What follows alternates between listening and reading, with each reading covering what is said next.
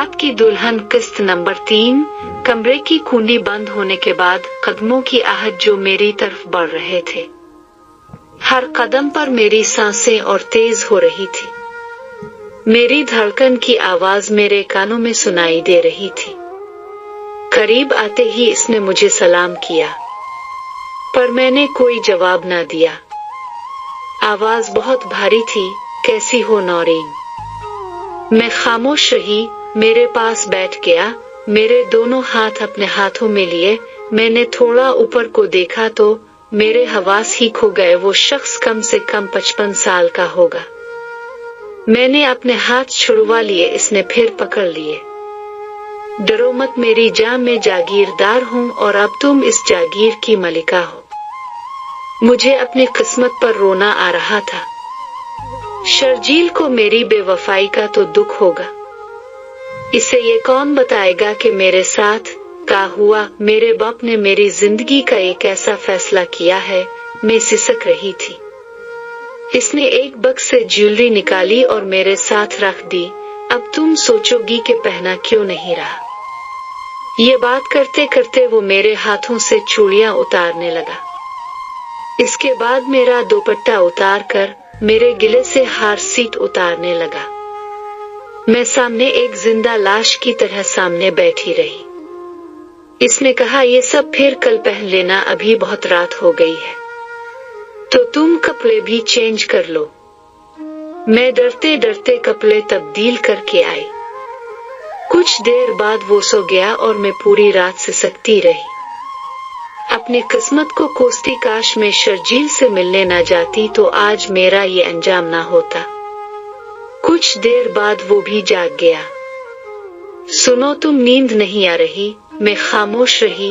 वो भी जाग कर मुझसे बातें करता रहा। मैं जवाब नहीं दे रही थी। सुबह की आजान पर वो उठा और नमाज के लिए कमरे से चला गया। एक बहुत ही खूबसूरत मगर बड़ी उम्र की औरत कमरे में आई और बोली, उठकर नहा लो।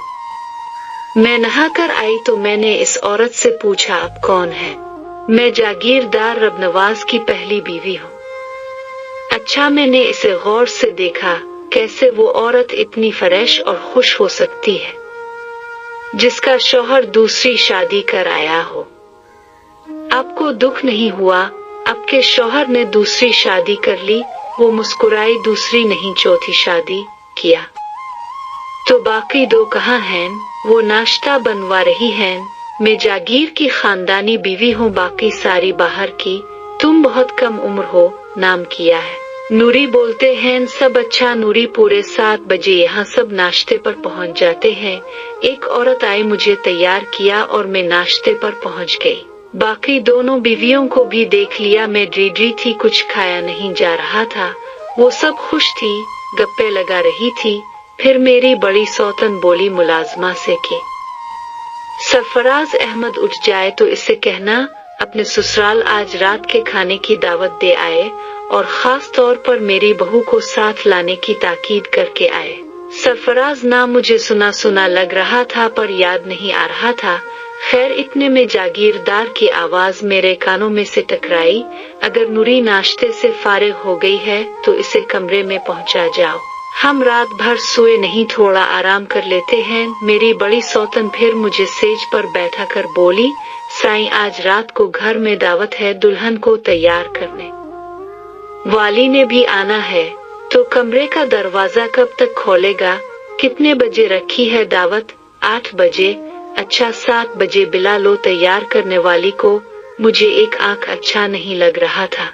जागीरदार, खैर कुछ वक्त के लिए मुझे भी नींद आ गई। बहुत थकी हुई थी मैं, पर उसकी कुर्बत मुझे जहर लग रही थी।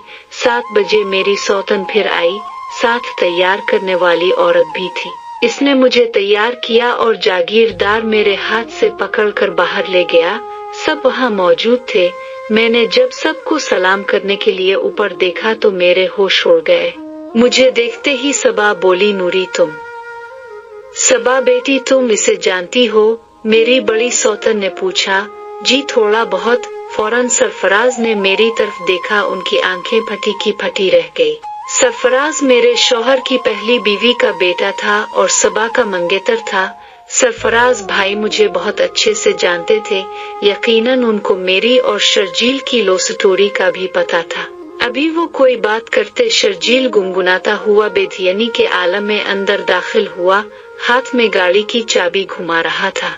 बाबा जान गाड़ी। अभी ये अल्फाज मुंह में थे कि शर्जील की नजर मुझ पर पड़ी। अपने सर को झटका दिया, जैसे यकीन न आ रहा हो। इतनी देर में सबा बोली, शर्जील ये मेरे कॉलेज में पढ़ती थी, इसका नाम नूरी है, देखो ना कैसा इत्तेफाक है।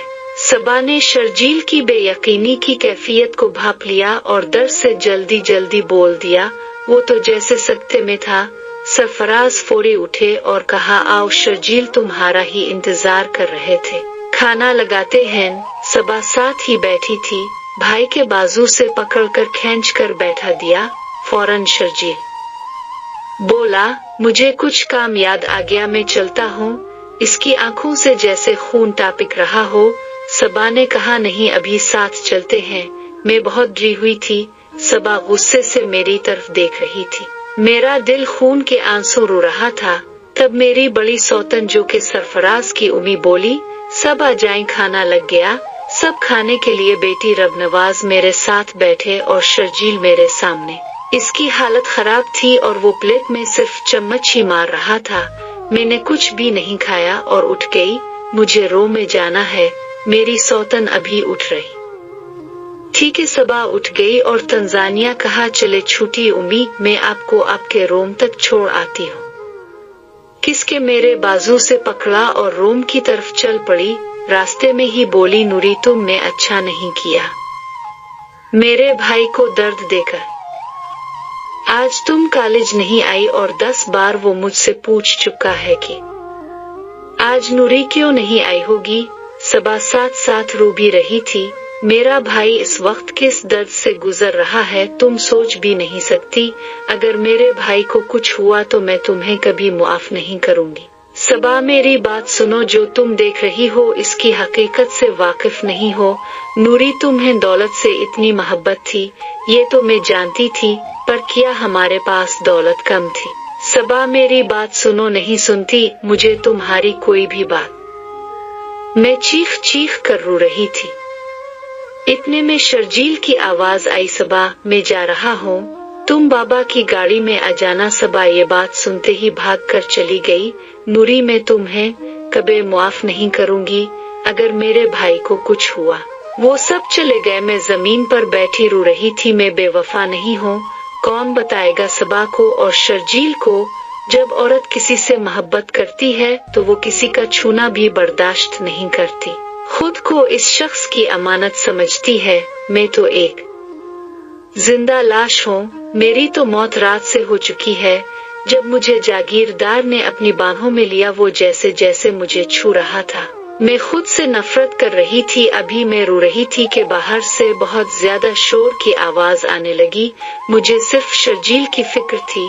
मैं थोड़ा बाहर की तरफ को गई जहाँ सरफराज चीख रहा था, बाबा साईं कुछ तो ख्याल करते, इतनी कम उम्र बच्ची से शादी करते वक्त शर्म नहीं आई। सरफराज ये तुम किस लहजे में अपने बाप से बात कर रहे हो। माँ जी मुझे मुआफ कर दे, इस लड़की की उम्र देखी है आपने, सबा की हम उम्र है।